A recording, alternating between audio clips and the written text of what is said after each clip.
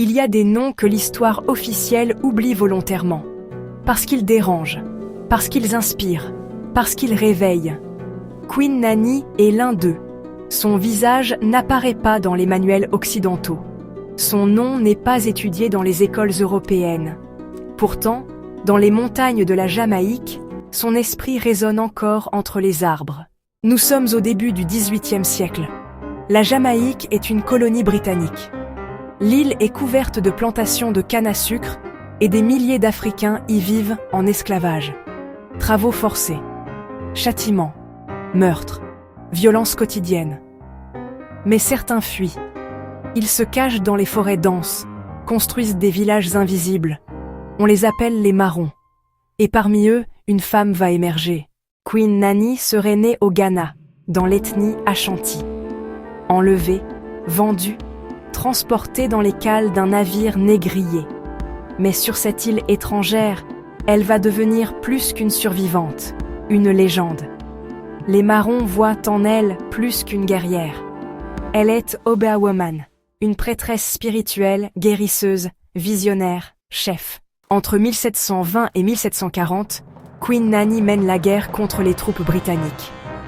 Depuis les hauteurs des Blue Mountains, elle organise embuscades, sabotages, attaques éclairs.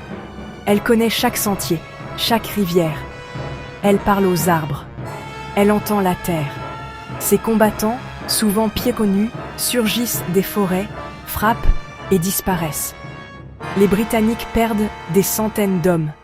Ils n'arrivent jamais à capturer Nanny.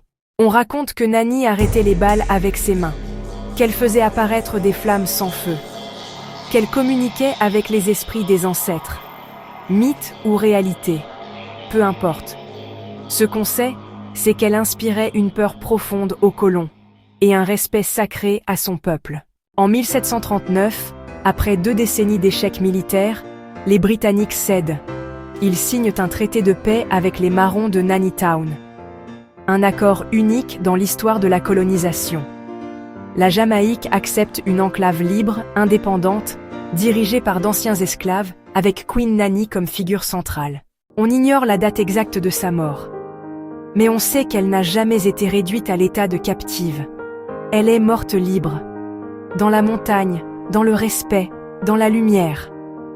En 1975, le gouvernement jamaïcain la reconnaît officiellement comme héroïne nationale. Son visage figure sur le billet de $500 jamaïcains. Son nom est inscrit sur les murs, mais surtout, il est murmuré dans les prières. Queen Nanny n'était pas une reine d'un royaume connu. Elle n'avait ni palais, ni armée officielle. Mais elle dirigeait des hommes libres, et leur a offert ce que l'histoire leur avait volé. Un territoire, une mémoire, une dignité. Abonne-toi à Noir Voyant pour ne pas oublier celles et ceux qui ont lutté dans l'ombre, pour notre lumière.